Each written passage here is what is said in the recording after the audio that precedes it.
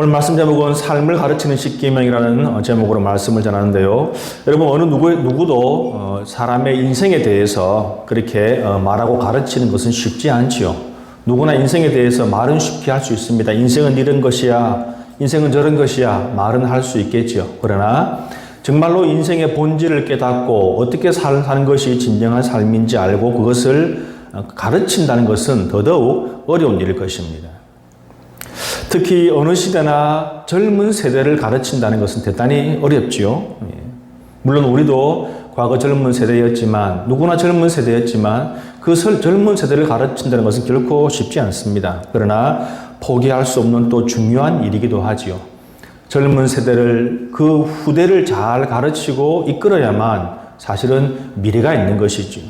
그래서 흔히 하는 말로 교육은 백년지 대계다. 100년을 내다보고 하는 것이다 라고 그렇게 이야기를 하기도 합니다. 지금 요단강 동편에 있는 모세도, 그 백성들과 함께 있는 이 모세도 지금 그것을 느끼고 있어요. 이 모세는 이전에 광야 40년 세월 동안에 이제 그 백성들을 가르치고 열심히 양육했지만 이 모세가 보기에 그 백성은 늘 위험하고 위태로운 그런 사람들임에 분명했던 것입니다. 그런데 이제 문제는 무엇인가 하면 시간은 그들을 기다려주지 않는다는 거예요.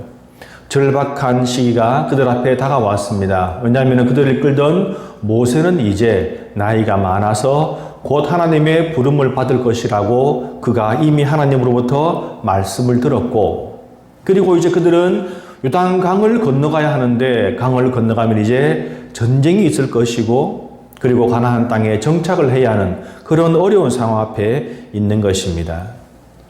여러분, 힘들고 어렵고 힘든 시기일수록 하나님의 말씀으로 돌아가야 하는 것이 여러분 정석이에요. 우리가 어렵다고 해서 하나님으로부터 멀리 마음대로 가는 것이 아니라 어려울수록 하나님의 말씀으로 돌아가야 하는 것입니다. 모세는 그것을 너무도 잘 알고 있습니다. 그것만이 자신들이 살 길이라는 것을 그는 알고 있던 것이죠. 그래서 오늘도 모세는 하나님의 말씀으로 그 백성들을 가르치고 있는 것입니다. 우리가 본 신명기 1장부터 4장까지의 말씀은 거기서 모세가 가르친 것은 결국 무엇입니까? 가나안 땅에 들어가서도 하나님을 열심히 잘 섬겨라. 그것이 결론이죠. 우리의 역사 속에서 우리와 함께 하신 그 하나님이 우리와 함께 할 것이니까 우리는 하나님을 잘 섬기고 열심히 섬겨야 한다. 그것이 바로 신명기 1장부터 4장까지의 말씀이었어요. 자, 하나님을 잘 섬기는 것이 그들의 목적이라면 이제 방법도 알아야겠죠. 여러분, 어떻게 하는 것이 하나님을 잘 섬기는 것일까요? 어떻게 하는 것이 하나님의 말씀대로 인생을 사는 것일까요? 바로 거기에 대해서 오늘 모세가 그 방법을 보여주고 있는데, 이 모세가 가지고 온 것이 바로 무엇인가? 바로 십계명입니다. 시내산에서 40년 전에 시내산에서 하나님께서 그 백성들에게 모세를 통하여 주신 바로 그 십계명, 바로 그것을 모세가 오늘 가지고 온 것이지요. 성도 여러분, 십계명이 무엇입니까? 우리가 잘 알고 있죠. 십계명 어디에 있습니까? 성경책 표지에 있죠. 제일 뒤에 보면 주로 그 표지에 십계명이 있습니다. 앞에는 사도행전과 주기도문이 있고 주로 뒤에 부분에 십계명이 있지요. 여러분, 십계명은 모세를 통해서 하나님께서 그 백성들에게 주신 10가지 계명입니다. 그래서 십계명이지요. 그리고 그 내용도 우리 성도들이라면 조금 신앙생활을 하신 분들은 그 내용을 대부분 다 알고 계실 것입니다. 저는 어릴 때부터 이 십계명에 대한 선입견이 있었어요. 십계명 그러고 하면은 좀 뭔가 두려운 것, 지키지 않으면, 그것을 어기면 하나님이 벌 주실 것 같은 그런 마음 때문에, 그런 선입견 때문에 이 십계명이라고 하면 무엇인가 좀 딱딱한, 그리고 엄격한, 무서운, 어쩌면은 벌을 주기 위한 하나의 제도가 아닐까, 그런 생각을 가지고 있었습니다. 그런데 여러분, 십계명이 그런 것입니까? 십계명은 그런 것이 아니죠. 여러분, 십계명의 정확한 정의는 여러분 바로 이것입니다. 십계명이란 하나님의 백성들이 살아가는 방법이지요.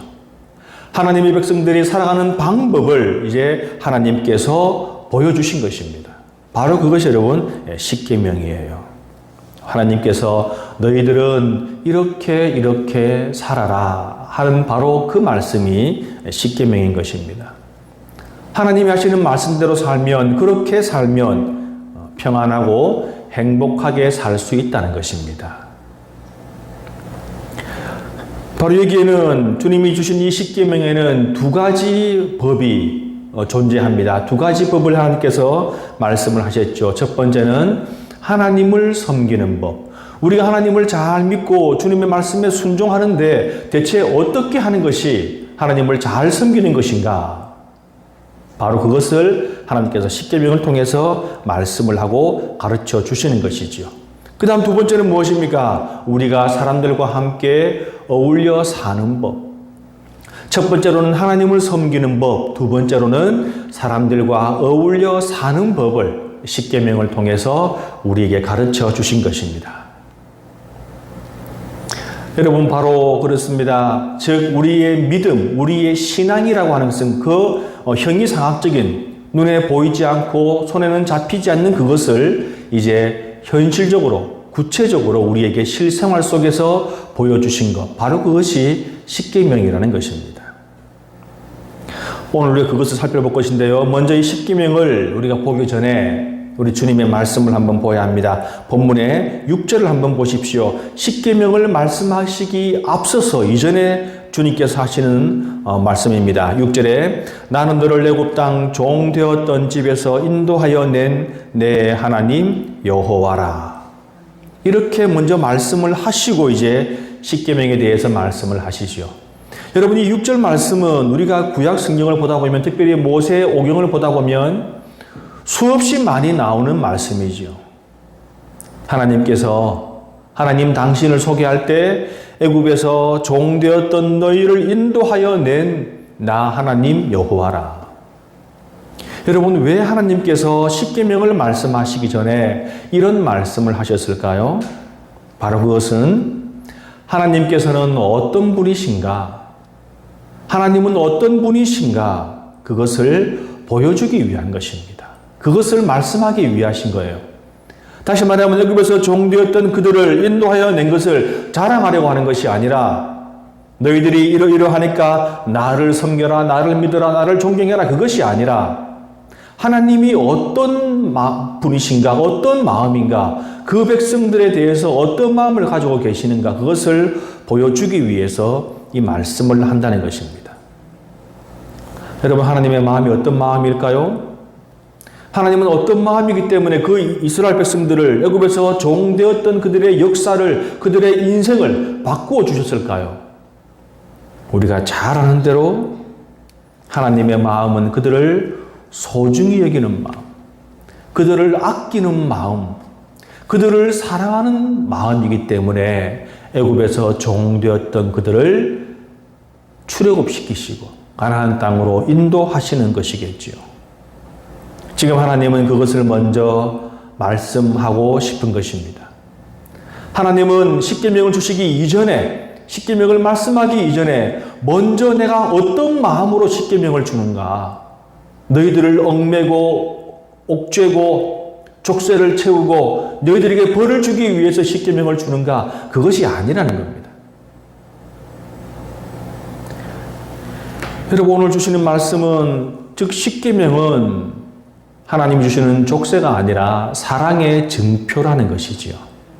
여러분, 거기에 동의하십니까? 십계명은요, 어릴 때 제가 보았던 그 십계명, 무섭고 두려운 십계명이 아니라 정말로 하나님의 사랑이 그 안에 들어있는, 우리를 아끼는 마음이 들어있는, 정말 우리를 사랑하는 마음이 그 안에 들어있는 그런 사랑의 증표라는 것이에요. 여러분, 사랑하는 두 사람이 서로에게 관심을 많이 가지죠, 그죠? 그런데 사랑하는 상대방이 나에게 대해서 오늘 뭘 먹었니? 오늘 뭐 했니? 오늘 어떤 재미있는 일이 했니? 여러분, 그것을 물어본다고 해서 그 상대방이 왜 자꾸 나를 귀찮게 하느냐? 왜 나를 자꾸 얽매고 족쇄를 채우려 하느냐? 그렇게 말하는 사람은 없을 것입니다. 사랑하기 때문에 알고 싶고 바라보고 싶고 더더욱 그를 위해서 무엇인가 해주고 싶은 바로 그런 것이지요. 여러분, 이 관심과 사랑을 족쇄라고 여기면 안 되겠죠. 그런데 우리가 잘 아는 대로 신약시대의 유대인들은 그 하나님이 주신 그 사랑의 증표 이 십계명을 가지고 수백 가지의 족쇄를 만들었죠.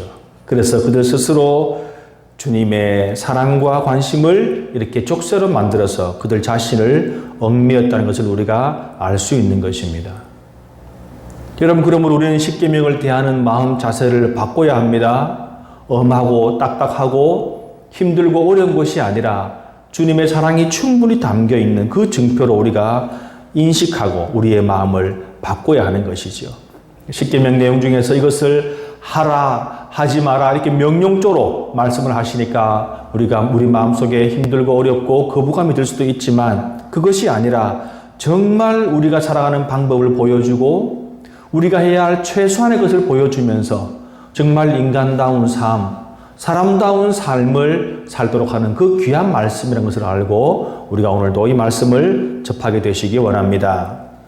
십계명에서 10가지 내용 가운데서 우리가 잘 아는 대로 첫 번째부터 네 번째 1계명부터 제4계명까지는 하나님을 섬기는 법에 대해서 친절하게 설명을 하고 계시지요. 여러분, 우리는 하나님을 섬긴다고 하지만 사실 어떻게 섬겨야 하는지, 여러분, 상대방을 잘 알고 상대를 알고 섬기는 것이 중요하겠지요. 여러분, 하나님의 마음을 알고 하나님을 섬겨야 하겠죠. 하나님의 마음도 알지 못하고 섬기는 그것은 너무 섣부르게 섬기는 것이겠죠. 여러분, 하나님은 우리에게 어떻게 섬김을 받길 원하실까요? 말을 바꾸어 하면 우리는 어떻게 하나님을 섬겨야 잘 섬기는 것일까요? 제대로 섬기는 것일까요? 바로 거기에 대한 답이 제1계명부터 제4계명까지입니다. 가장 중요한 것, 우리가 가장 먼저 알아야 할 것이 바로 무엇인가? 바로 이것이지요. 하나님은요, 우리에 대한 하나님의 사랑이 100% 온전한 것처럼 우리의 하나님에 대한 사랑도 여러분 100% 온전하기를 원하십니다. 여러분, 이것이 가장 중요하고 가장 핵심되는 사항이에요. 우리의 마음이 하나님을 향해서 온전히 들어지는 것이 아니라 우리의 마음이 나뉘어지기를 원하시지 않는다는 것입니다. 다시 말하면 오로지 한 분만을 섬기기를 원하시는 것입니다. 오로지 하나님 한 분만을 섬기기를 원하신다는 것이죠. 여러분, 우리가 분명히 알아야 할 것이 무엇인지 아십니까? 여러분, 착각하시면 안 돼요. 이 이스라엘 백성들이 광야에서 그리고 가나안 땅에 들어가서 우상을 섬깁니다. 이 이방신을 섬겨요. 그래서 하나님으로부터 큰 분노를 받고 징계를 받지요. 여러분, 그런데 그때에 그 이스라엘 백성들이 하나님을 섬기지 않은 것이 아닙니다. 하나님을 섬겼어요. 그런데 하나님도 섬기면서 우상도 섬겼다는 것이요. 여러분, 그것이 무엇을 의미합니까? 하나님도 섬기고 우상도 섬겼다. 하나님과 우상을 동일한 선상에 동일한 레벨로 두었다는 것 아닙니까? 여러분, 우리 하나님이 그런 대접을 받아야 하는 분이십니까? 아니죠. 여러분, 그들은 그렇게 하나님을 섬기면서도 우상을 섬겼다는 것입니다. 그러므로 사실 그것은 하나님을 모독하는 것이지요. 하나님은 그런 우상들과 나란히 계실 분이 아니십니다. 그래서 하나님이 말씀하십니다. 하나님 한 분만 섬기라는 것이죠. 여러분, 근데 사실 우리는 이것을 갈등할 이유가 전혀 없어요. 우리 하나님만 섬겨야 할까? 다른 신과 같이 섬겨야 할까? 여러분, 갈등하고 고민해야 될 하등의 이유가 없다는 것입니다. 왜냐하면은 여러분, 이 세상의 유일한 신은 하나님 딱 한 분밖에 없습니다. 이 세상을 만드시고 인간을 만드시고 우리에게 사랑을 부어주신 분, 유일하신 하나님밖에 이 세상에는 유일한 신이, 다른 신이 없다는 것이에요. 그러므로 우리는 거기에 대해서 갈등할 필요가 없는 것이지요.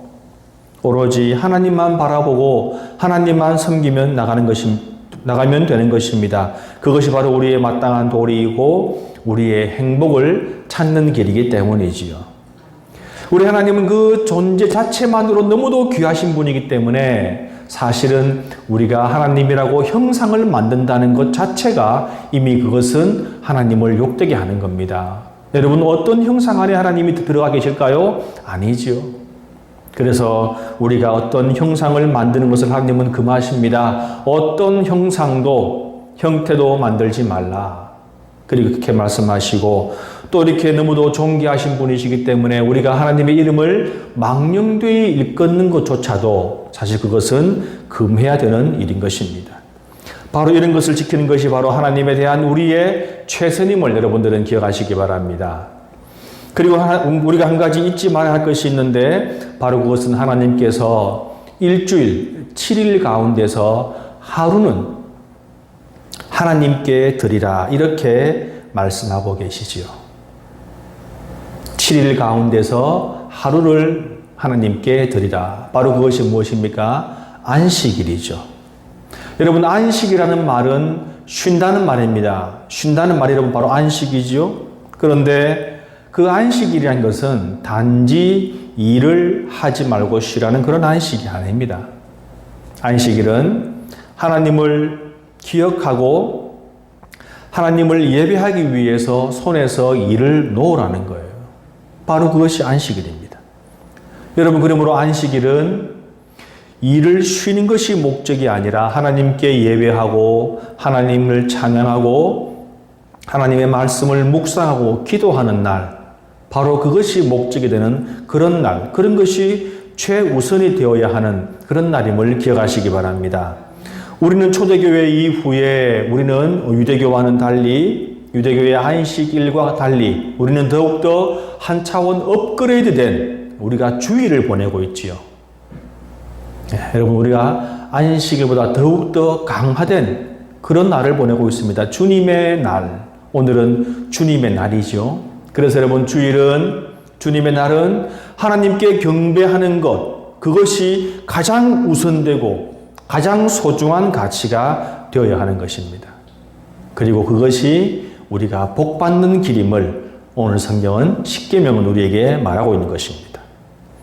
이제 십계명에 들어있는 큰 두 번째 가르침, 어떤 가르침입니까? 사람들과 함께 어울려 사는 법.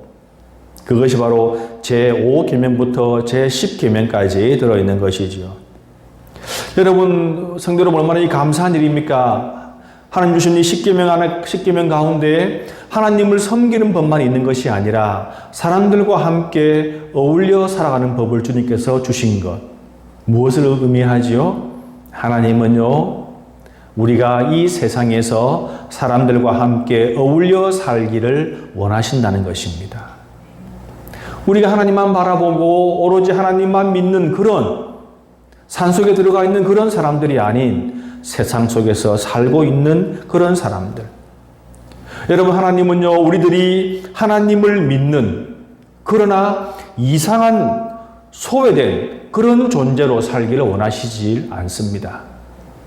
세상 가운데 살아가면서 세상에 있는 사람들과 함께 살아가면서 그 가운데서 복음을 전하고 또 그리스도인으로 살아가기를 우리 하나님은 원하신다는 것이지요.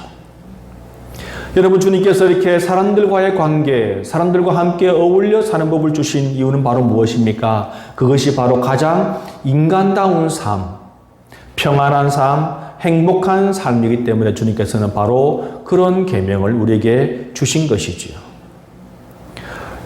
우리가 사람들과 함께 어울려 사는 법 가운데 가장 먼저 주시는 바로 계명이 무엇입니까? 주시는 말씀이 무엇이죠?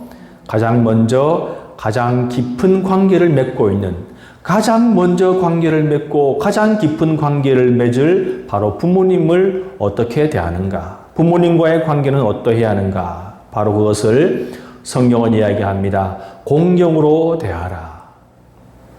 여러분, 우리가 부모님에 대해서 가장 먼저 우리가 인간관계의 시작은 부모님으로부터 시작이 됩니다. 공경으로 대하라. 그러므로 가장 우리가 먼저 배워야 할 것도 바로 여러분 이 공경이라는 것입니다. 공경은 상대방에게 존경심을 가지고 예의를 가지고 대하는 것이죠. 바로 그것이 인간관계의 시작인 것입니다. 하나님께서는 너희들이 인간 세상에서 인간들과 함께 살아갈 때 어떤 자세를 가장 먼저 가져야 하는가? 공경심, 존경하고 예의를 가지라. 그렇게 말하고 있는 것입니다. 여러분, 어떤 사람들은 이렇게 이야기하기도 합니다. 공경하는 것이야말로, 부모님을 공경하는 것이야말로 하나님을 섬기는 가장 표본되는 것이다. 다시 말하면 우리가 부모님을 섬기는 것이 하나님을 섬기는 그 대표적인 예가 된다라고 그렇게 이야기를 합니다. 다시 말하면 우리가 부모님을 섬기듯이 하나님을 섬기면 되는 것이고 또 하나님을 섬기는 것처럼 우리 부모님을 대하면 된다. 그렇게 말하는 것이지요. 성도 여러분, 우리가 우리 부모님들 그리고 또 부모님뿐만 아니라 우리보다 연세가 많으신 어르신들 또 연장자들을 그렇게 공경함으로 하나님을 섬기는 자세를 바로 배우는 우리가 되기를 원합니다. 그 다음으로 무엇에 대해서 말하고 있습니까? 살인에 대해서 말하고 있지요. 여러분, 이 살인이란 것은 어떻게 벌어지는 것일까요? 여기서 말하는 살인은 우연히 우발적으로 사고로 일어나는 그런 살인이 아닙니다. 그 마음에 원한과 분노와 미움을 가지고 일어난 그것이 점점 성장해서 일어나는 바로 그 미움과 분노의 원한의 부산물인 살인, 그것을 말하고 있는 것이지요. 여러분, 사람이 살아가다 보면 다툼도 생기죠. 때로 이해관계에 따라서 분쟁을 하기도 합니다. 그러나 우리 주님께서 하시는 말씀은 무엇입니까? 그 분노를 우리가 절제하고 참고 인내하고 사랑으로 덮어야 하는데 그 분노가 점점 커지고 확산되고 그것으로 인해서 결국 타인을 해하게 되는 그런 것, 바로 그것이 없어야 한다. 그렇게 말씀하는 것입니다. 그러므로 주님께서 오늘 본문을 통해서 살인하지 말라는 것은 타인을 향한 그릇된 미움과 분노를 삼가라는 것입니다. 여러분이 말씀을 잘 기억해야 합니다.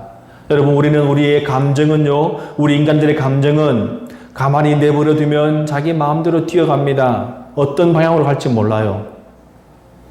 그래서 우리는 우리 마음을 잘 절제하고 다독이고 어쩌든지 하나님의 말씀으로, 기도로, 묵상으로 우리의 마음을 잘 관리하고 다듬어야 하는 것입니다. 그래서 사람들은 이야기합니다. 우리는 얼마나 외모에 많이 신경을 씁니까?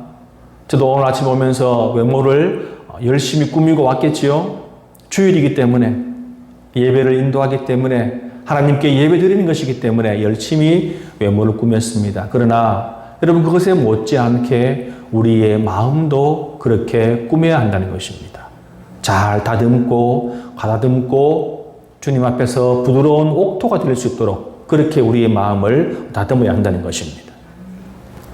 그리고 성경에서 말합니다. 이제 또 십계명 가운데 간음이나 도둑질이나 거짓 증거는 남을 해하기 위해서 음모를 꾸미거나 거짓 증언을 하는 것입니다. 바로 그것이 거짓 증거이지요. 여러분, 이런 것들은 간음이나 도둑질이나 그리고 거짓 증거는 이웃과의, 타인들과의 신뢰와 존중을 깨는 행위이지요. 여러분, 이 사회가 어떻게 유지가 됩니까?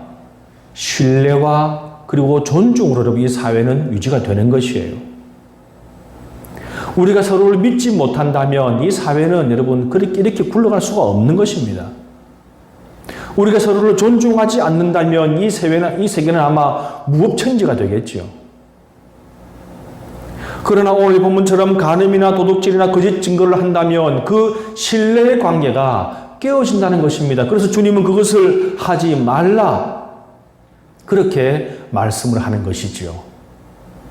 우리가 먼저 나서서 그런 신뢰의 관계를 깨어서는 안 된다는 것입니다.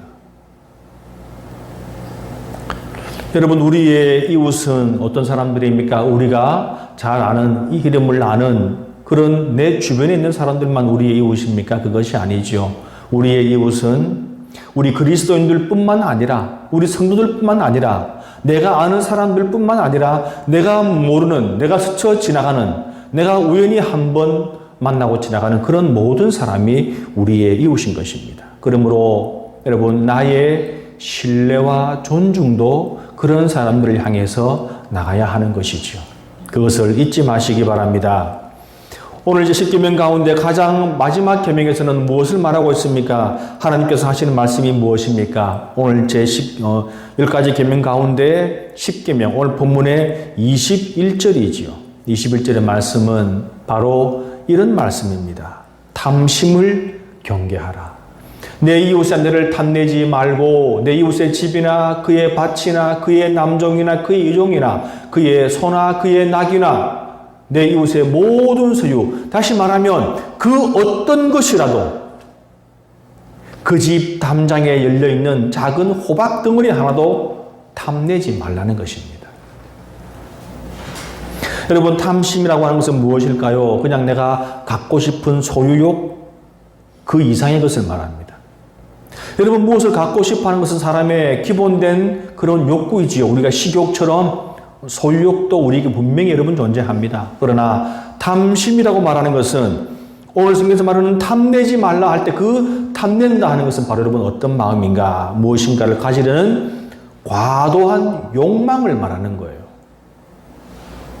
무엇인가를 가지고 싶은, 가지고자 하는 과도한 욕망, 그것이 바로 탐심입니다.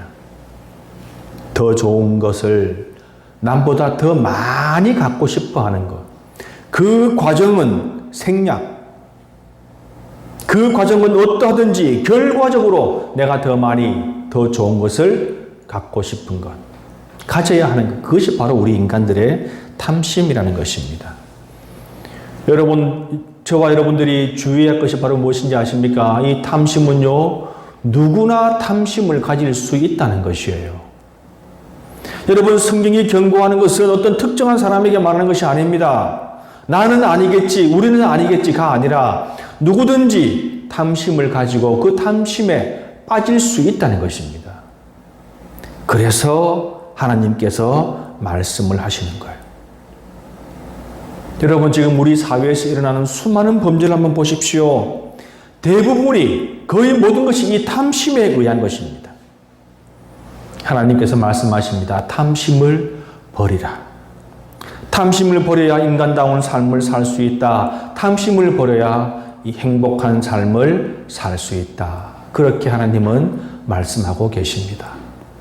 혹시 여러분, 우리 마음 가운데, 우리 안에 이 탐심은 다양한 형태로 드러날 수 있겠죠. 물질에 대한 탐심, 혹은 사람들의 시선, 사람들의 박수, 인기, 명예, 권력. 여러분, 그것을 버려야 우리는 행복해진다고 오늘 성경은 말하고 있습니다. 우리 사랑하는 성도 여러분, 우리는 세상이라는 이 틀 가운데서 각자 다른 삶을 살고 있죠. 그러나 우리 모두가 여러분 근본적으로 우리 모두가 동일하게, 여러분들과 제가 동일하게 누구 할 것 없이 모든 사람들이 함께 알고 행해야 할 것이 바로 오늘 주신 말씀, 바로 이 십계명인 것입니다. 이것을 기본적으로 지켜야 우리는 그리스도인으로서 그리스도인다운 삶, 인간다운 삶, 행복한 삶을 살 수 있다는 것이지요. 여러분, 십계명은 바로 우리 인생에 대한 하나님의 가르침이며 하나님의 교훈이며 하나님의 또한 주시는 명령입니다. 잠언 15장 32절은 이렇게 말하고 있습니다. 훈계받기를 싫어하는 자는 자기의 영혼을 경히 여김이라. 견책을 달게 받는 자는 지식을 얻느니라.